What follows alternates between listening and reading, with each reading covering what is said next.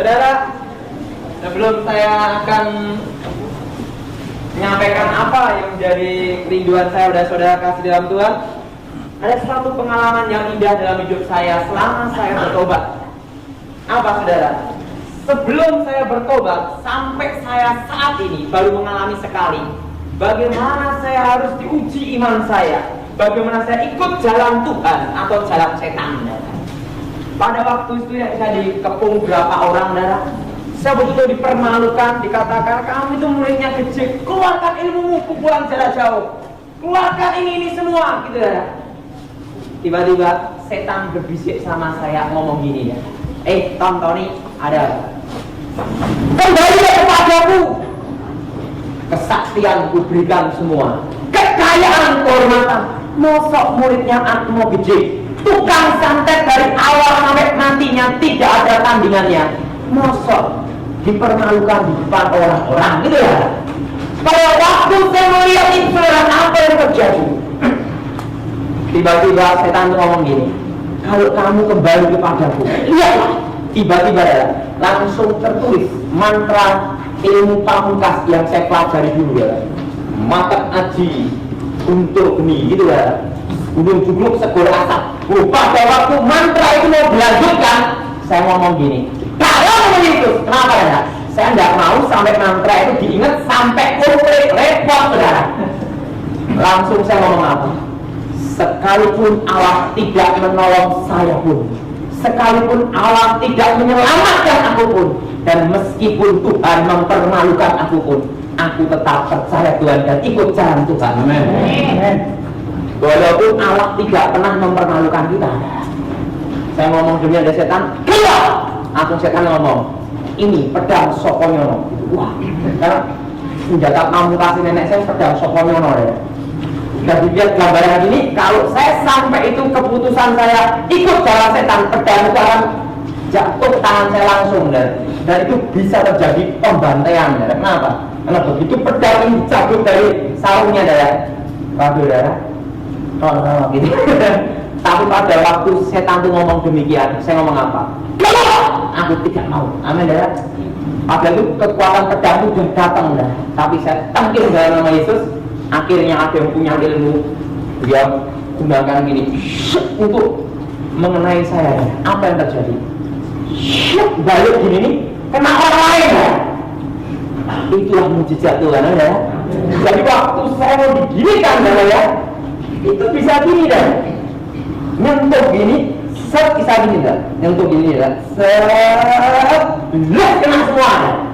Saya sendiri tetap haleluya tambah keren. Saya ngomong gitu. Kali saudara, ujian yang paling berat dalam hidup saya adalah waktu itu, saudara. Bayangin, langsung tiba-tiba terlihat makam guru saya. Jadi setan itu menunjukkan penglihatan, ini makam guru kamu, pedang Sokonyono tersimpan di situ, dah. Karena apa? Kuburan nenek saya sampai saat ini, kalau Selasa Kliwon itu keluar cahaya kayak terang gitu, saudara. Pedang itu, dah. Nah, pedang itu mau kembali ke saya tangkil nama Yesus. Amin, darah. Karena apa? Sampai sekarang pedang itu belum bisa diambil. Karena apa? Yang bisa mengambil hanya darah keturunannya saja, darah. Dan saya darah keturunannya, darah. Tapi saya sudah bertobat, ngapain ambil pedangnya? Bila perlu ngancurin pedangnya. Nah, saudara, kita akan bahas masalah ilmu sihir-sihir yang ada di muka bumi ini, dan kita melihat bagaimana kapan berkembangnya ilmu tenaga dalam, dan bagaimana mantra-mantra, dan bagaimana terciptanya mantra. Betul saudara? Bagaimana proses terciptanya mantra, dan proses terciptanya jimat, dan proses pula kekuatan itu bisa bersatu di dalam diri manusia. Nah, mari kita buka Alkitab kita mulai dulu.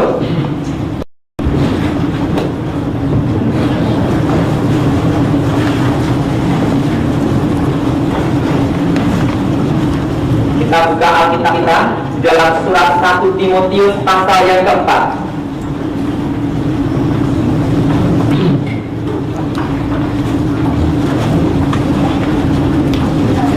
Surat 1 Timotius pasal 4 ayat 1 sampai dengan ke-4.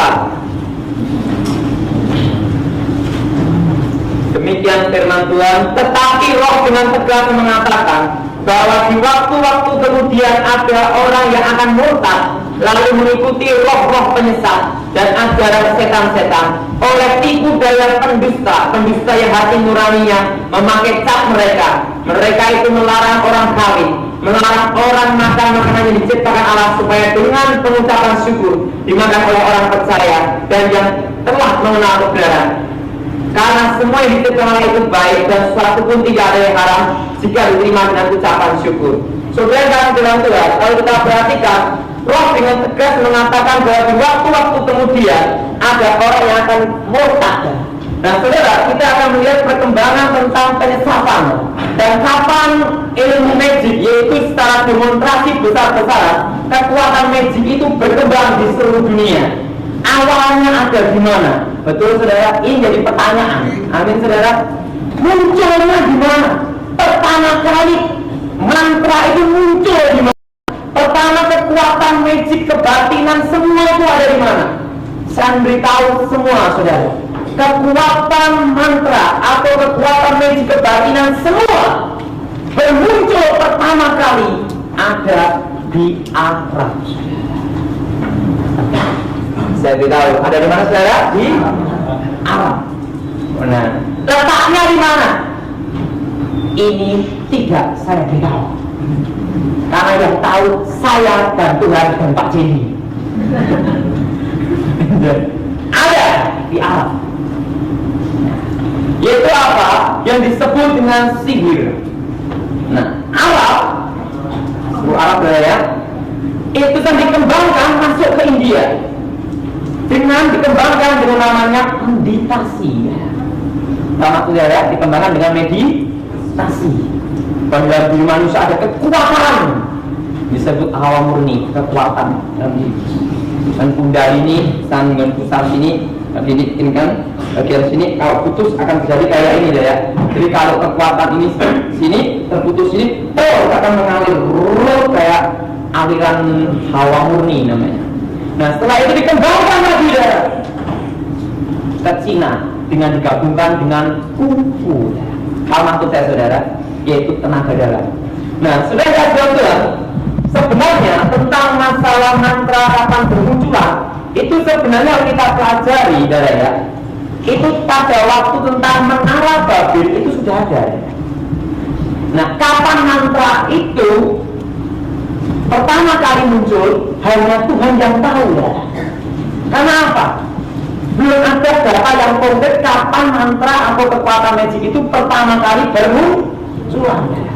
Nah, tetapi jelas sekali ya. Pada waktu menara Babel itu sudah ada. Buktinya apa ya Pak? Ada manusia membuat kayak patung sepatu kayak menara yang tinggi ya. Nah, dan itu saudara berkembang sampai Mesir, sampai sihir ya. Apa sihir itu?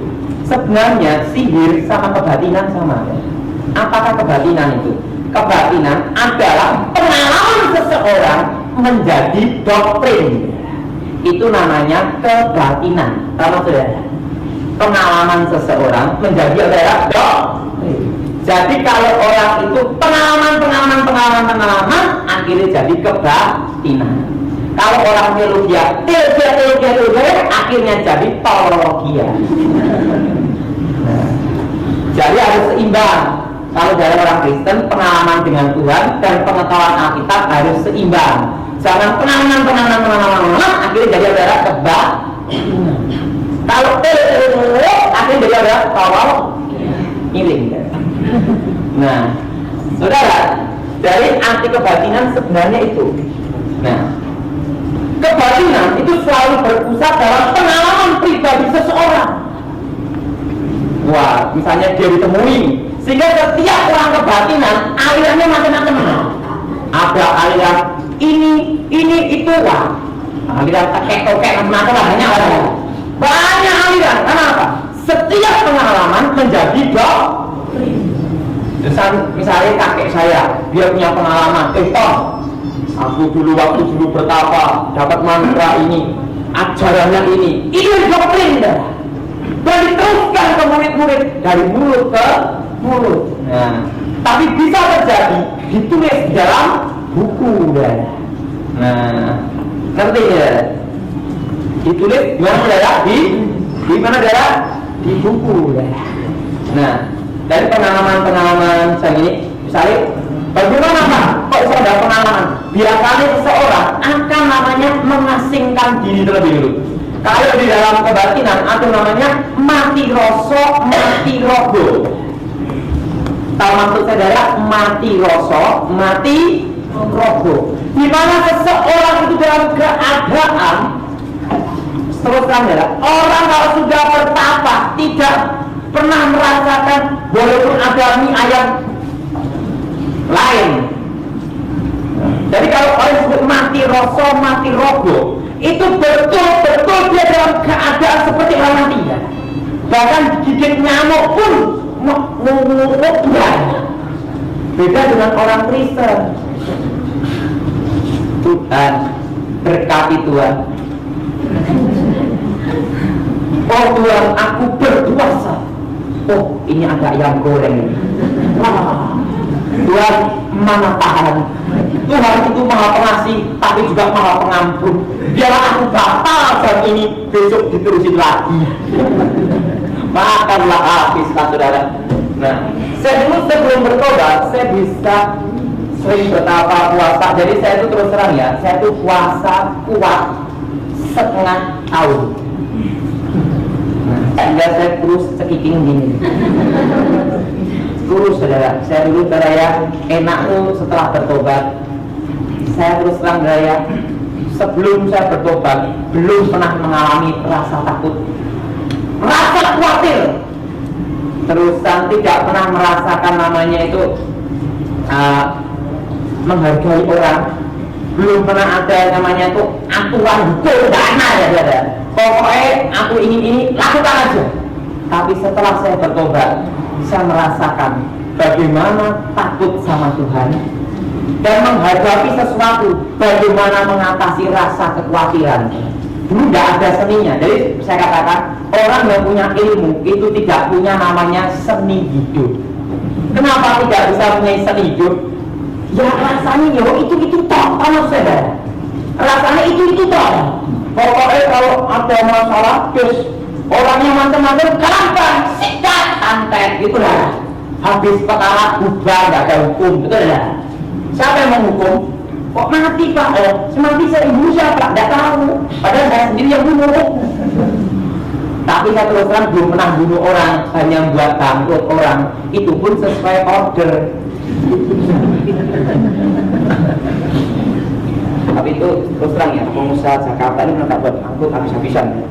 Itu tapi orangnya ada di mana tidak tak tahu. Saya diberitahu orangnya gini Pak, saya minta bapak saya bangkrutkan. Berapa ya? Saya bilang gitu. 1 minggu. Ya oke. Kamu datang ke sini. Sekarang kamu tengok apa yang terjadi. Tepatnya dari Tangerang. Serapal mantra saja. Gini pusaka saya lagi dengan cep gitu ya. Itu angin datang, orangnya menyaksikan diri angin budut, besok bangkrut habis. Setelah itu angpau tiba. Itu dulu sebelum bertobat. Nah, tapi saya tidak pernah merasakan apa arti seninya hidup dan arti hidup. Kenapa? Karena tidak pernah merasakan takut sama Tuhan. Tidak pernah ya. Ngapain takut? Saya terus terang kalau orang nginjirin saya, kalau orang Kristen nginjirin saya, apalagi pendeta nginjirin saya. Kalau kau percaya Yesus, Tuhan berkati dengan kaya. Aduh pendeta, tidak usah ngomong gitu. Buat saya minta jin pun bisa kaya melebihi kamu. Betul tidak saudara? Ada tanya lagi, kamu kalau percaya Yesus, kamu lihat hidup kamu akan berubah gini-gini. Saya ngomong gini sama pendeta kan. Nah pendeta, engkau mau hidupnya tidak benar. Apa ini jirin aku? Saya dulu gitu dah. Tapi ingat tidak semua pendeta seperti itu. Itu saudara. Hanya sebagian kecil. Tapi di sini juga tidak ada ya. Nah, saudara, saya dulu tidak pernah merasa artinya seni hidup. Kenapa saudara? Tidak pernah ada rasa takut. Tidak pernah ada rasanya khawatir. Kenapa? dalam diri saya terima kasih semua, dan tanpa Tuhan saya bisa, gitu dah. Nah saudara, kalau mau jujur, pengalaman yang disebut kebatinan ini itu biasanya mengakar dalam diri seseorang, dan itu sangat sulit untuk dilepas kecuali Tuhan sendiri. Amin saudara.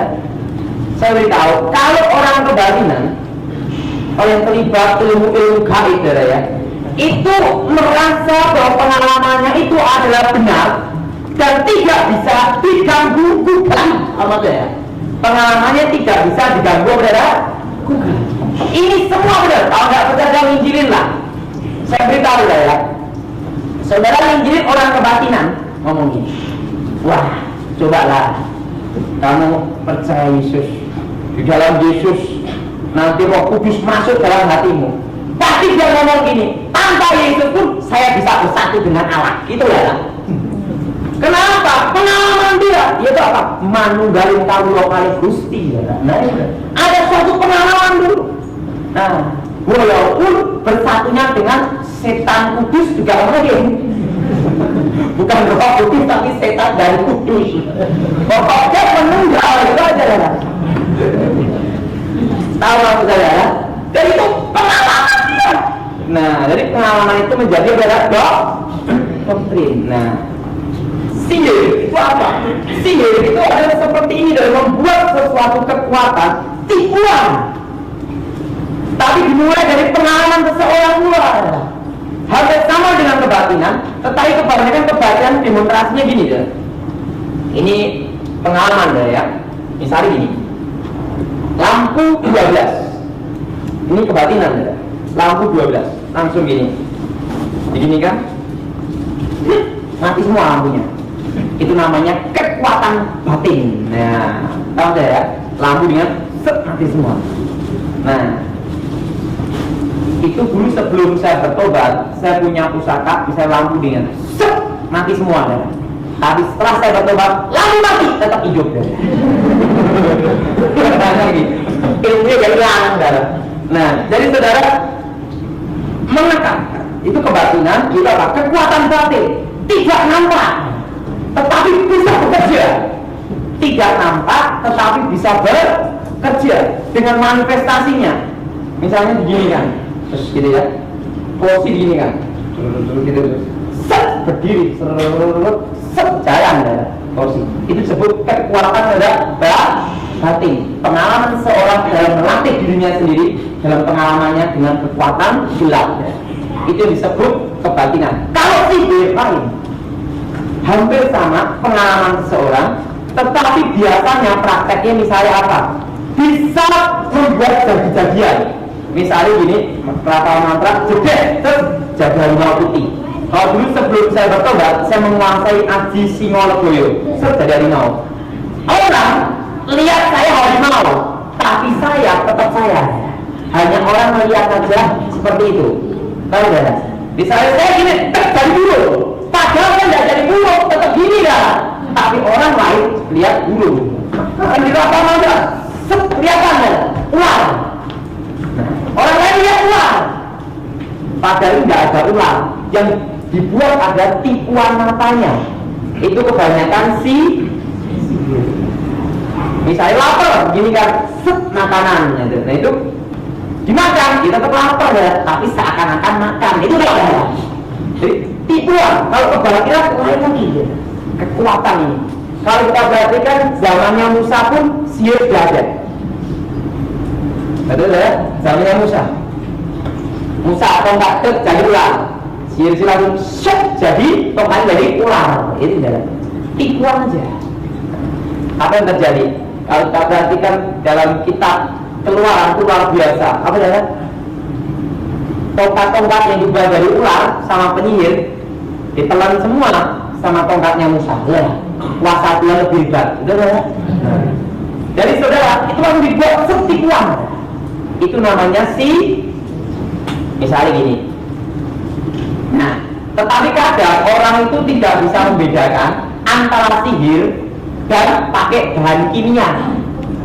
Misalnya gini, misalnya sendok kasih bahan kimia dulu, nah, itu lunak. ada suatu alat khusus saya apa nih ya, saya juga dilatih sama kakek nenek saya masalah sihir, tapi saya juga diberitahu masalah namanya ngakali teknik untuk bohong berbohong. Jadi di dalam apa nih, waktu saya berguru diajar kakek nenek saya juga diajari ilmu untuk bela diri, yaitu ilmu untuk berbohong supaya pasiennya kalau setengah mati supaya ada grup namanya grup fanatik. Nah misalnya itu saya jawab begini ya, begini ya, ini ada alat kimia. Tapi terus terang saya belum praktek ini. Kenapa? Saya malas untuk prakteknya begini. Kenapa? Cari obat kimianya juga susah katanya kakek. Nah, itu diginikan, itu saya diginikan dengan kecepatan penuh gini kan. Ini saya buatkan terbuat dari aluminium kan, agak lunak ada kan. Diginikan jadi lengkong. Wah, orang kira waduh, ini black magic, wah, padahal kimia. Nah, tapi betul-betul mantra ilmu itu tanpa megah, gini tak ada. Gembok lepas gembok ya, lepas itu namanya ilmu. Nah bedanya di situ. Nah misalnya dulu kakek saya itu dia cerita sama saya, dan pak kakek saya memang saya melihat sendiri ya. Misalnya ada orang mau nembak di rumahnya kakek saya, gitu ya, itu langsung dimantrai begini kan, gitu lah ya. Itu waktu zaman Belanda ditembak keluar ke rumah ya. Peluru itu bisa hanya sampai tagar itu saja ya. Nah itu disebut ilmu. Nah, tapi kalau namanya teknologi pakai gas anti peluru kayak ditembak dor tidak mempan, bukan ilmu tapi pakai anti peluru. Nah dan itu pun dibedakan ya. Nah kapan itu berkembang? Jadi saya jelaskan dulu, kapan itu berkembang? Sebenarnya itu berkembang setelah tahun 45. Itu seluruh dunia. Kenapa? Pada waktu perang dunia yang kedua, banyak orang berperang. Betul saudara? Banyak orang berperang, dan para saudari tentara-tentara ini mereka bertengkar semua, ada yang di tahanan, ada yang di hutan, dan mereka itu menemukan ajaran-ajaran kuno. Sebenarnya tentang ajaran kebatinan, ilmu-ilmu itu tidak semua orang bisa punya. Itu zaman dulu ya. Hanya orang-orang tertentu, termasuk saya. Itu sebelum tahun 45, sehingga sebelum tahun 45 itu dukun itu bisa dihitung ya. Tapi sekarang dukun banyak sak gaya ya. Tapi dukun sekarang adalah dukun reformasi. Kenapa? Dulu nggak ada dukun pakai handphone ya. Kalau mau jujur, nggak ada dukun pakai handphone. Kalau Anda mau konsultasi dengan saya, handphone saya, waduh, kode ini. Dulu nggak ada. Kebanyakan dari mulut ke mulut, dari mulut ke mulut. Selain mulut ke mulut juga ada yang kedua, dari apa? Dari tulisan. Dan tulisan itu pun biasa kalau seorang guru mau memberikan ilmunya kepada muridnya, itu nggak gampang. Dilihat dulu tuangnya, sarafnya. Ini kenapa? Kalau dia nggak kuat mengajari ilmu itu, isoedan jadi diedar orang darah. Isa gila orang kalau nggak kuat ilmu. Nah tapi sekarang ini orang ngambil murid seenak ini. Penting dikasih duit langsung jadi murid, itu ya. Dulu nggak gampang, zamannya saya dulu nggak gampang. Dia hari kelahirannya apa? Waktu jebedulnya itu, waktu lahirnya itu bagaimana? Saya lahirnya itu beda dengan saudara. Kelahiran saya dulu, katanya mama saya, itu aneh. Dulu sebenarnya saya mau digugurkan. Pada waktu saya mau digugurkan, tiba-tiba ada seekor burung putih. Itu datang kepada mama saya, hingga di perutnya mama saya. Dan burung itu tidak mau pergi kemana-mana, ditangkap mama saya dan dibawa. Nah setelah itu tanya ke itu, tek itu darah. tek itu keluar akan lahir kedatangan seorang besar. Nah, akan lahir kedatangan orang besar.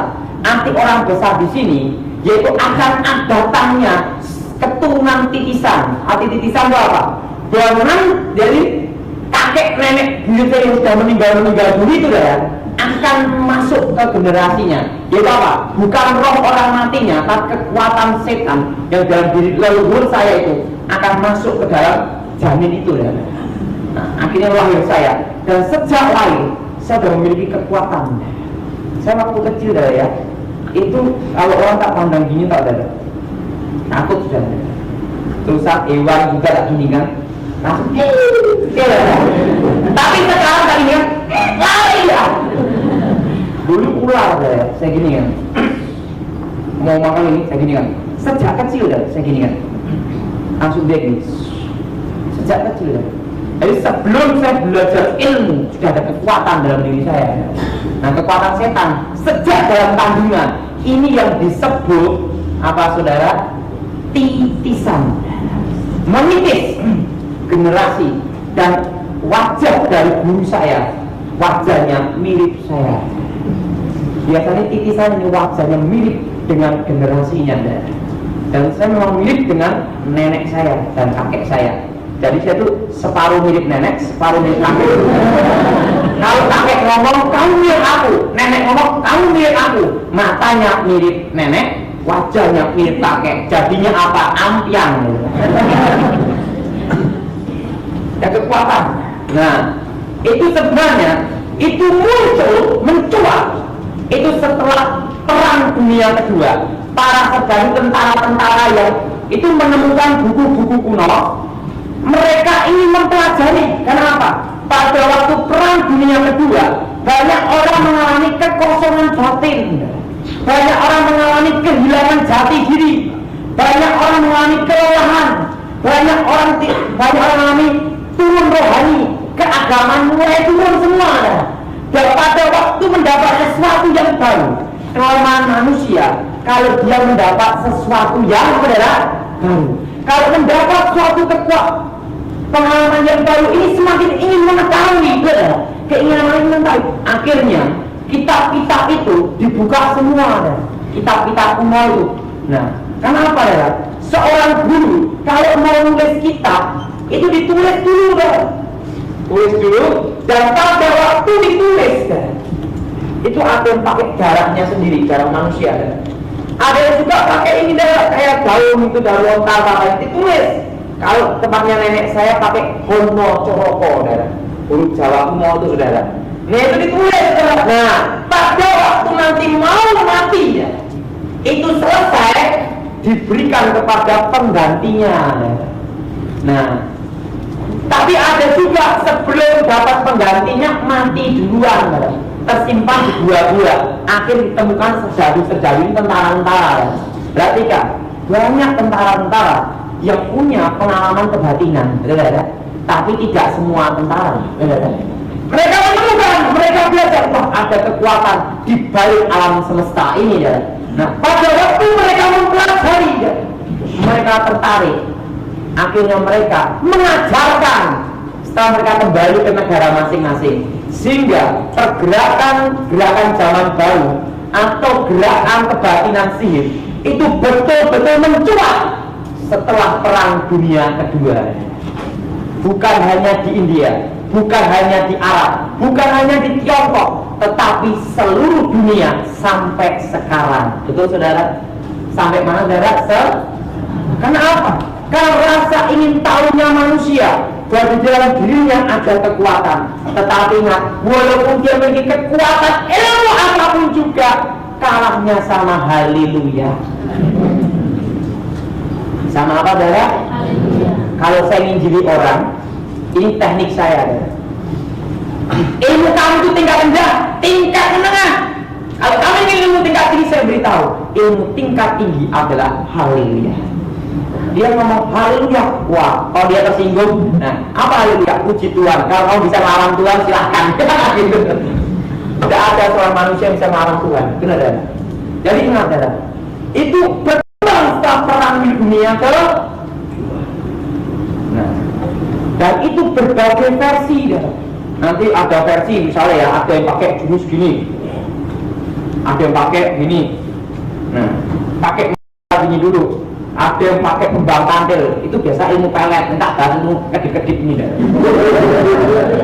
Nanti habis session berikutnya ini tak beritahu tentang ilmu adalah kedip. Jalan goyang semar mesem. Dulu sebelum saya bertobat itu dikasih susu bagian sini gitu ya. Nanti tampang kencolong. Jolo nih Jolo Sutro. Wah, kok bentuk mulai ngangkleng. Sing edan dadi lakaruan. Itu dah ya.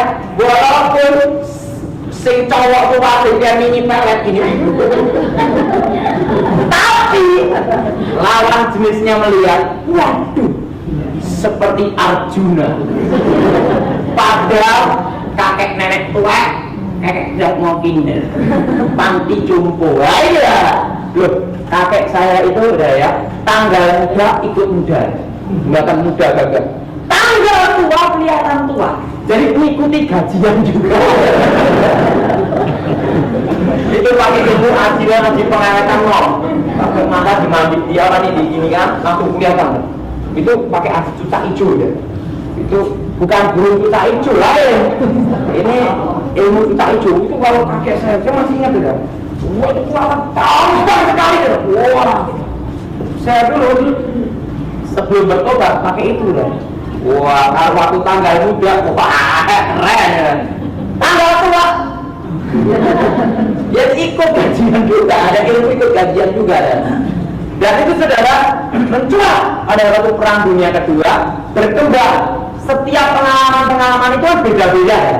Akhirnya bermunculan aliran-aliran itu. Bisa jelasin saudara? Nah, di balik itu semua itu kuasa Tuhan atau kuasa setan ya? Kuasa setan. Kuasa kedua apa? Di dalam diri manusia tidak ada kekuatan supranatural. Alkitab berkata apa? Terkutuklah orang yang mengandalkan kekuatannya sendiri. Betul ya? Terkutuklah. Jadi kita diajarkan hanya untuk mengandalkan siapa? Apakah orang Kristen boleh belajar bela diri? Saya beritahu ya, sebenarnya orang Kristen tidak boleh membela diri. Tapi orang Kristen hanya berharap Tuhanlah pembelanya. Nah, kalau saudara belajar bela diri, boleh enggak? Saya rasa enggak boleh. Kenapa? Orang yang belajar bela diri akan memiliki kecenderungan ingin apa? Mencoba. Ingin kecenderungan pula mengandalkan kekuatan sendiri. Pada Alkitab berkata apa? Terkutuklah orang yang mengandalkan kekuatan sendiri. Kalau saudara telah menjadi sungguh-sungguh 99% orang yang belajar ilmu bela diri pasti pakai kekuatan tenaga dalam, pakai magic ya, setan. Yang betul-betul olahraga hanya satu yang saat ini aman, yaitu lari pagi. Itu kan? Jadi kalau susu itu dari ini biarkan itu pakai sepat. Sepat itu apa ya? Satu kamar. Setelah itu kedua daun kelor. Daun kelor itu biasa untuk orang mati itu ya. Ketiga pisang emas. Pisang ketiga, keempat adalah ketantam. Terusan ketantam, setelah itu ada juga yang kalau dulu selain ketan hitam ada lagi juga yang kelima itu apa? Bentar. Ini loh, tahu daun waru ya, yang bentuknya ini, bunganya ini juga. Nah itu biasanya kalau orang yang punya susuk dari ini sambal lilian itu, kalau mau lepasin susuknya ini suruh makan itu atau suruh begini kan, sabut kelapa. Yang jadi pertanyaan, apakah itu kekuatan susuknya hilang? Tidak. Sebenarnya memang bisa lepas, tapi roh jahat itu masih mengikat hidupnya, karena itu adalah ikatan perjanjian.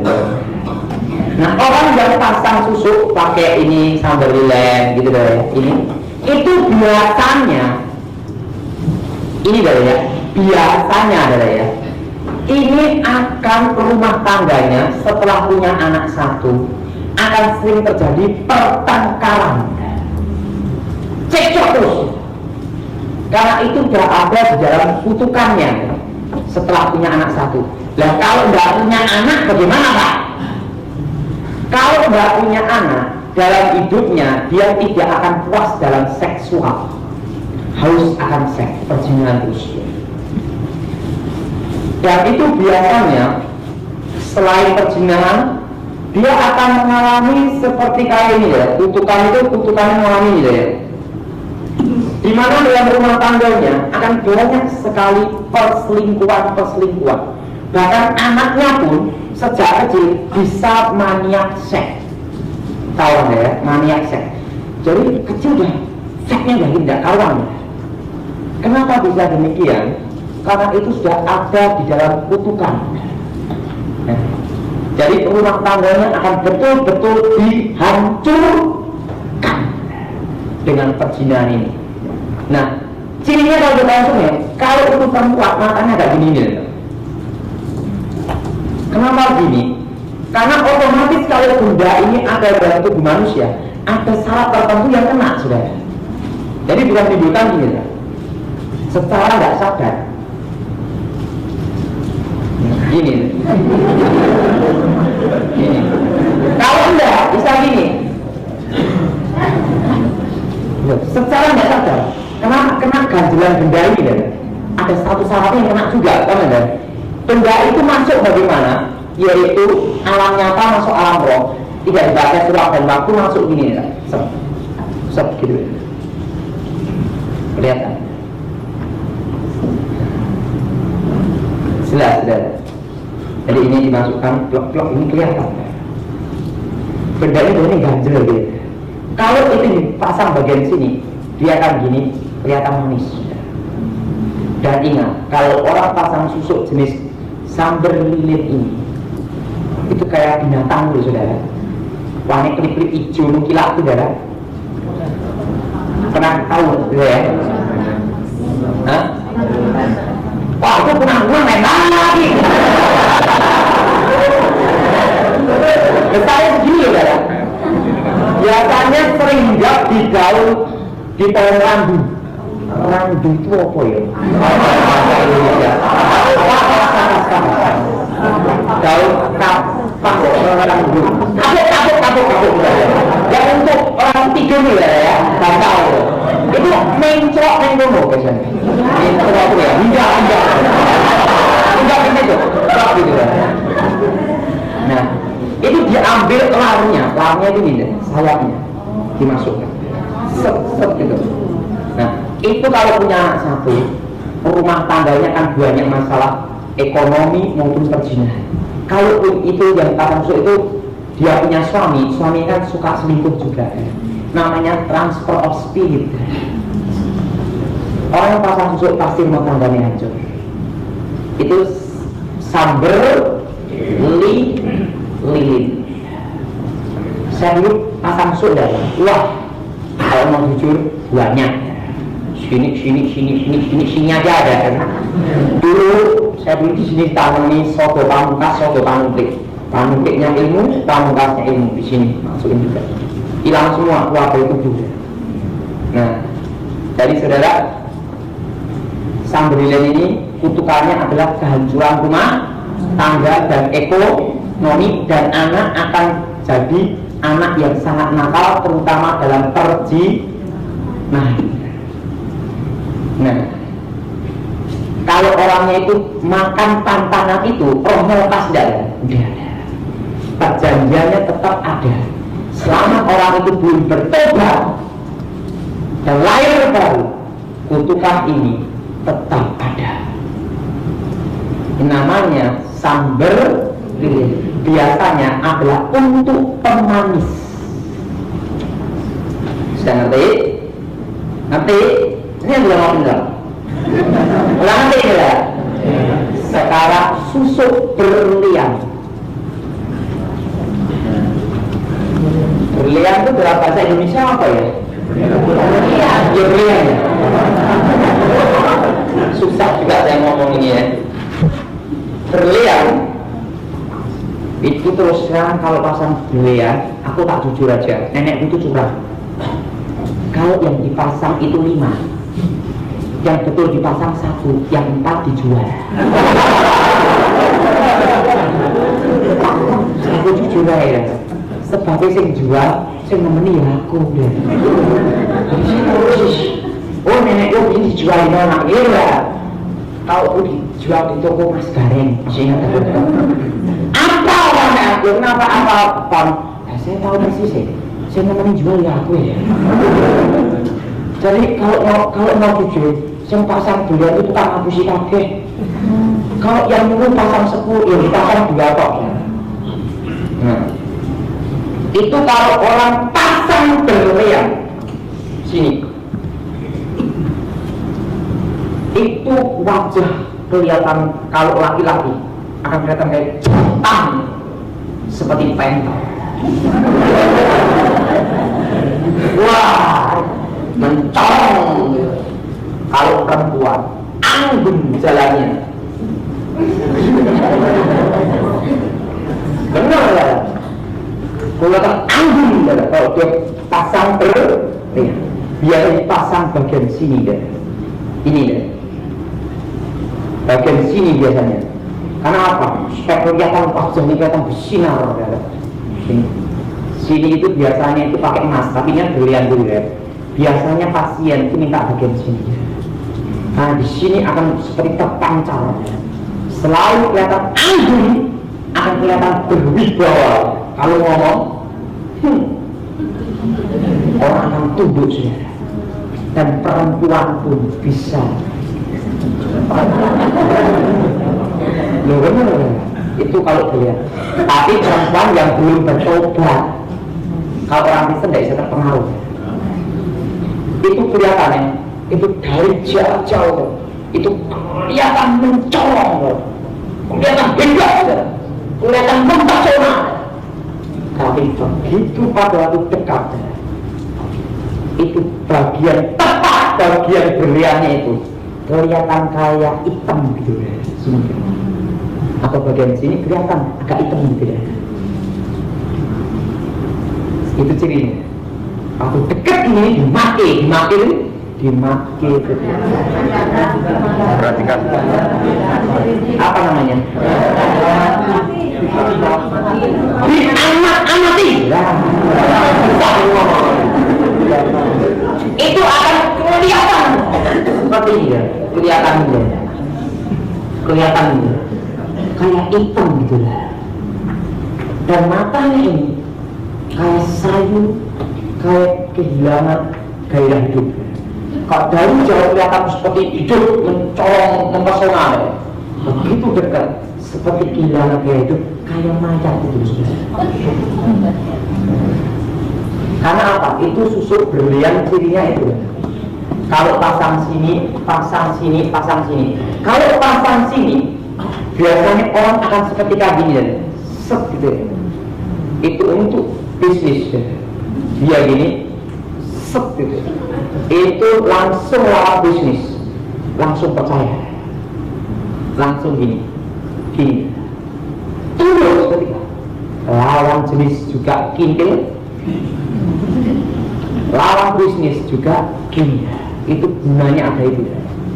Dan itu biasanya untuk menarik untuk dagangan juga, untuk orang kerja, supaya kalau ngomong lembarannya tidak lari ya. Tahu ya?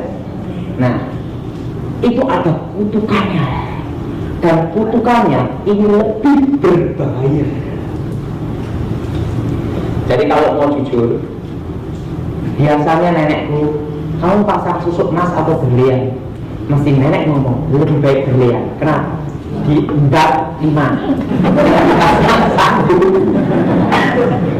Kita kalau mau jujur, udahlah. Dukun-dukun itu semua juga tukang embat semua. Loh, kenapa ngomong demikian Pak Tony? Oh nenekku ya kayak ngono. Lah Pak Tony dulu ya juga sama. Dulu kamu nggak bertobat. Nah, itu kutukannya apa? Rumah tangga banyak hancur dan perzinahan. Tapi juga ada yang kutuk kebangkrutan. Ini yang sering disebut uang jin dimakan setan. Saudara, kutuk apa ada kebangkrutan? Uang jin dimakan setan. Jadi uang jin dimakan setan itu kutukannya itu. Nah ada juga selain kutuk kebangkrutan, yaitu kutuk ke anak. Anak bisa cacat seumur hidup. Ini biasanya untuk tumbalnya. Kalau enggak anaknya kan sering sakit-sakitan sampai akhir hidupnya. Itu kutukannya. Dan rumah tangganya akan sering terjadi pemberontakan. Anak berontak ke orang tua akan terjadi. Dan itu kalau punya pabrik yang terjadi banyak masalah, saudara. Banyak hal. Kalau mau jujur, belum tentu dukunnya mau pasang susuk berlian sendiri. Kalau mau jujur, kenapa? Karena dia tahu persis kutukan apa yang harus ditanggung dia. Dan saudara, dia tahu persis kutukan-kutukan apa yang harus ditanggung. Kalau dia tahu kutukannya, saya beritahu, kalau pasien-pasiennya tahu kutukannya, lari semua bubar. Kenapa? Orang punya ilmu atau orang punya jimat atau orang pasang susuk itu berlian itu adalah orang yang paling egois, mementingkan diri sendiri, mengorbankan keluarganya. Ngerti ya? Orang yang mementingkan dirinya sendiri. Tapi ingat, apa saudara? Menghancurkan rumah tangga. Dan orang jenis ini, roh setan akan membentuk karakter jahat. Bahkan dia bisa tega untuk membunuh anaknya sendiri biar bisnis sendiri. Setan akan membentuk karakter yang sangat jahat. Jelas saudara? Nah, nanti pelepasannya bagaimana tak ajari ya. Saya pernah melayani pelepasan dari orang pasang susuk banyak. Sini, wah banyak amat. Setelah saya layani, Tuhan ngomong saya, ada satu yang belum lepas. Bagian itu-itunya pun apa gitu. Saya tanya, Bu, Tuhan ngomong ada bagian itu-itunya. Oh yang dari Pak, Bu, tolong Ibu jujur. Oh, bagian kemaluan saya susuk. Wah, enggak mungkin kalau saya ngani pelepasan bawah Malaysia.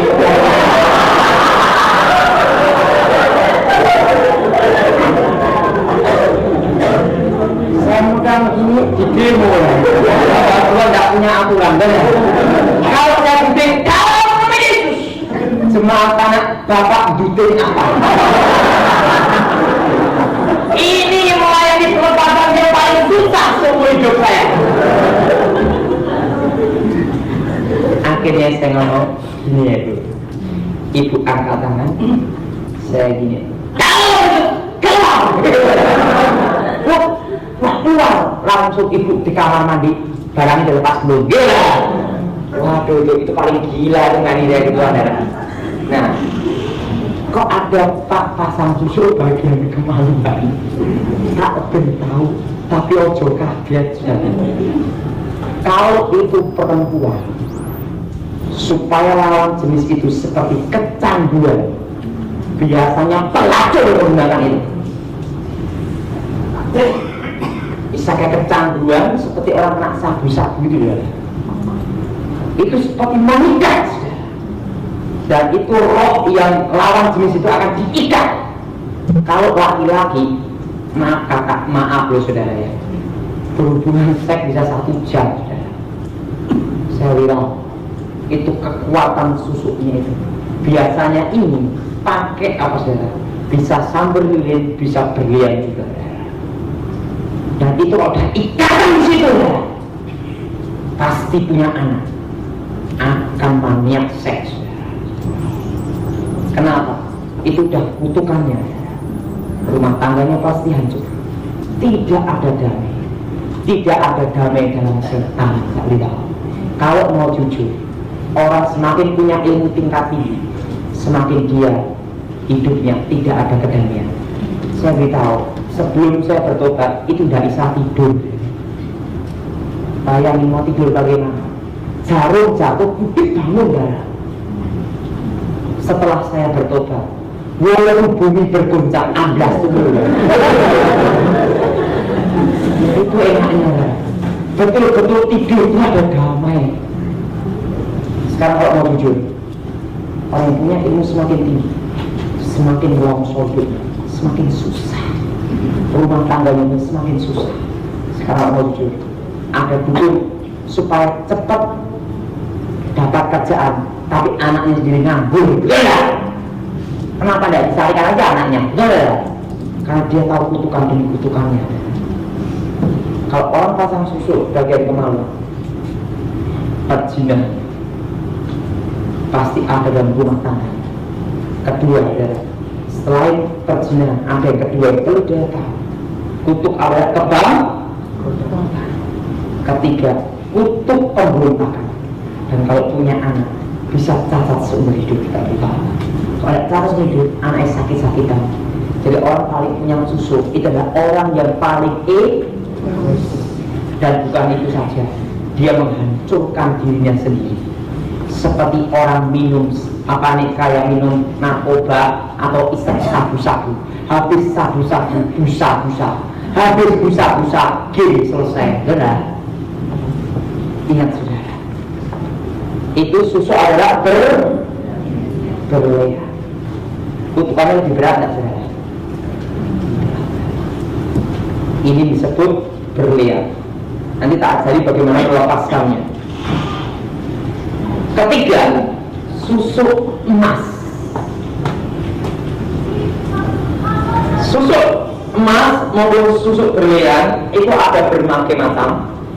Kalau yang ilmu tingkat dasar itu dipasangi gini deh, diginikan, diginikan atau ditiup gini, gitu ya. Kalau yang tingkat tinggi itu biasanya pakai pisang. Pisang ada emas kira-kira itu 3 gram, jadi banyak gitu ya, kayak jarum gitu ya. Dimasukin ke pisang emas itu atau pisang ambon, dimangkai suruh makan. Itu tingkat tinggi. Begitu makan, tempat yang ditutup ini, ini langsung beda itu menyebar. Itu nenek saya. Nah, Kak Sari diajar sama si kecil. Shock gitu. Dari pasang ini itu misalnya kalau yang tingkat rendah kan ditiup gini, cepet, paling cepet. Kalau yang tingkat tinggi tidak demikian. Jadi pisang dimasukin barang-barangnya, langsung terasa. Saya beritahu, kalau itu tingkat rendah nggak bisa seperti itu. Ususnya bisa berbodol semua. Pakai sini saya. Nanti saudara, minum saya mana? Oh ya. Jadi ingat saudara, jadi kalau orang pasang susu itu, terutama bagian kemaluan, itu adalah orang yang sangat egois, menghancurkan dirinya sendiri. Termasuk susu berlian sini atau sini atau sini. Juga ada susu bagian pantat saudara. Supaya apa? Pantatnya kalau orang lihat bisa gini-gini. Orang tahu pasang sesuai dan ini yang kedua, susu adalah sekarang yang ketiga, susu emas. Seseorang menggunakan susu emas biasanya adalah khusus, bukan hanya pemanis atau wibawa, tapi untuk menarik lawan jenis saat itu juga. Tapi biasanya itu ditujukan satu orang.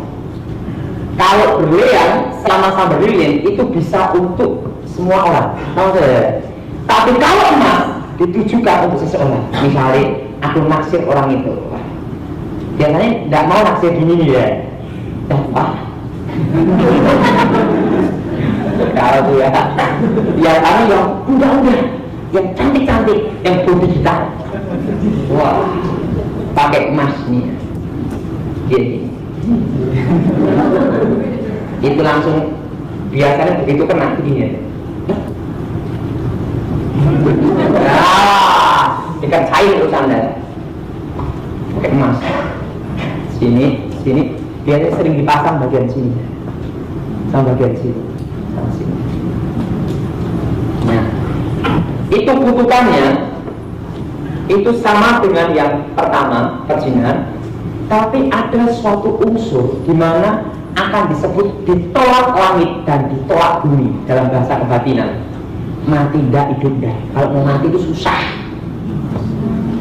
Dan kalau mati pun tak beritahu, mayatnya ini tidak bisa busuk dimakan ulat, kering kok. Bukan karena dibalsem. Sampai susuk ini diambil baru bisa jadi tanah lagi. Matinya susah. Namanya kutukan ditolak langit dan ditolak bumi. Dan selama mayat itu tidak bisa bersatu dengan tanah, keturunannya akan menanggung kutukan. Selama mayatnya itu tidak bisa menyatu dengan tanah, biasa sering dipasang bagian sini, bagian sini juga, atau sini. Biasanya hampir tutup ya. Itu susah untuk mati. Saya dulu dipasang emas bagian sini.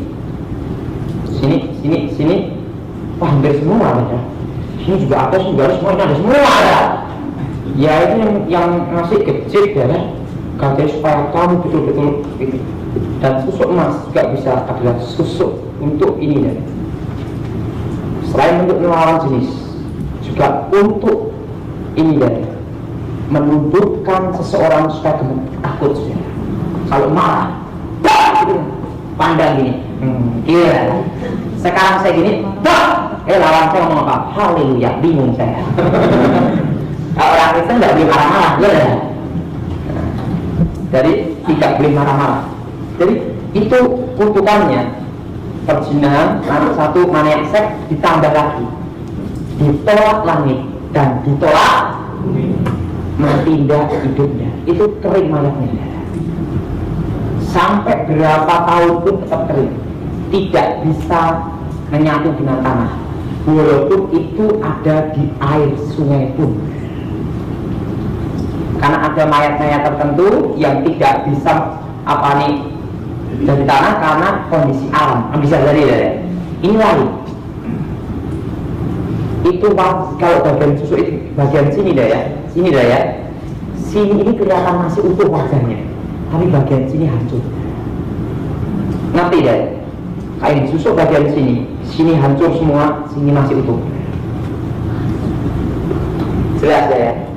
Nah, kutukan ditanggung sampai mayat itu bisa menyatu dengan. Nah, jelas nih saudara? Ngerti?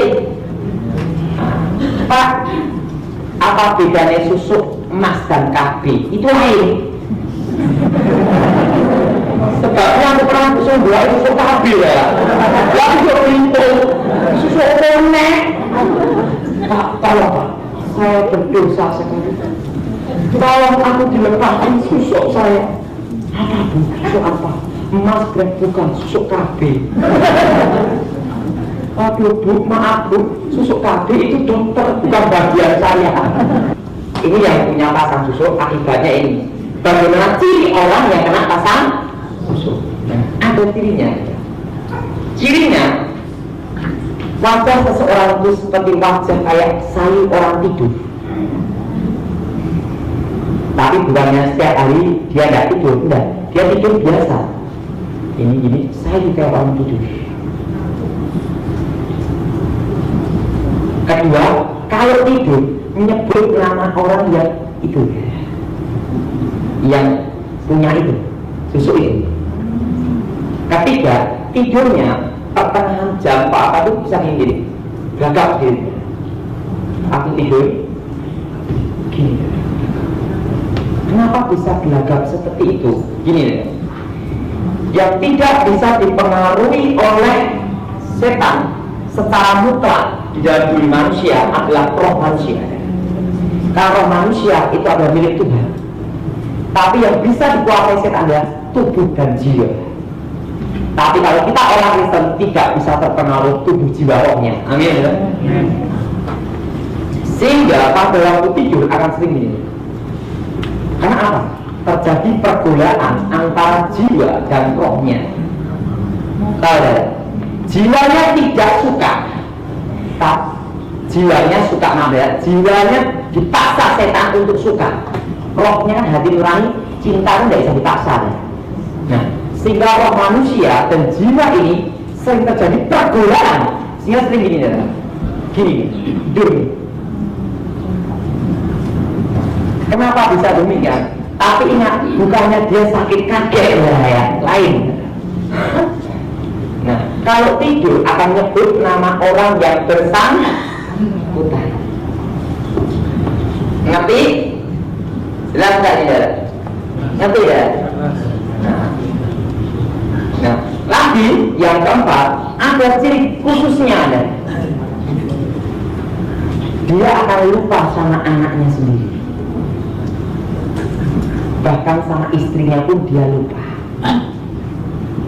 Sama istrinya sendiri pun lupa. Dan kalau ngomong, saudara perhatikan, orang melindur itu piye? Bukan melindur, bukan mikir. Kalau jadi ngomongnya arahnya sini, berarti ke sana tuh saudara. Mantul.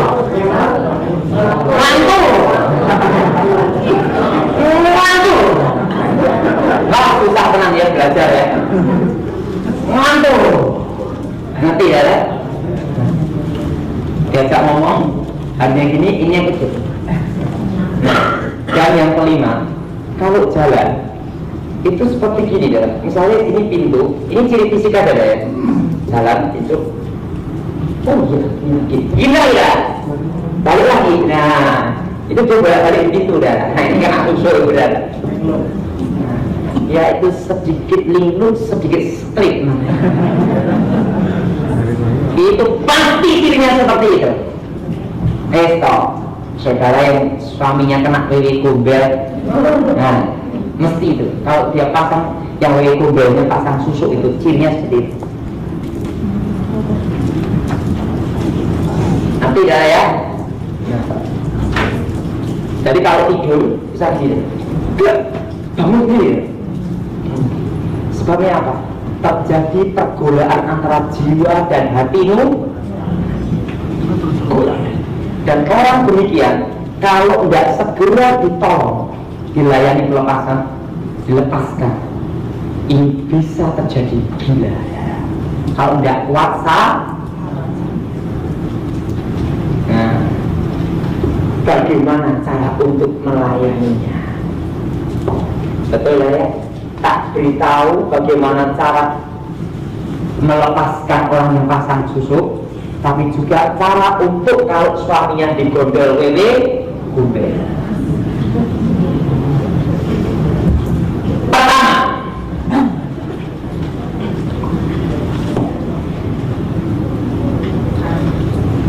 yang bersangkutan harus tahu dulu posisinya. Artinya apa? Menyadari. Dan kita memberitahu akibatnya. Kedua,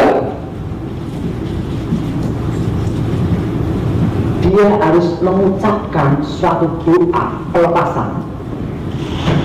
Segala kutub susuk dan susuk kematian alam gaib, aku patahkan dalam nama Yesus.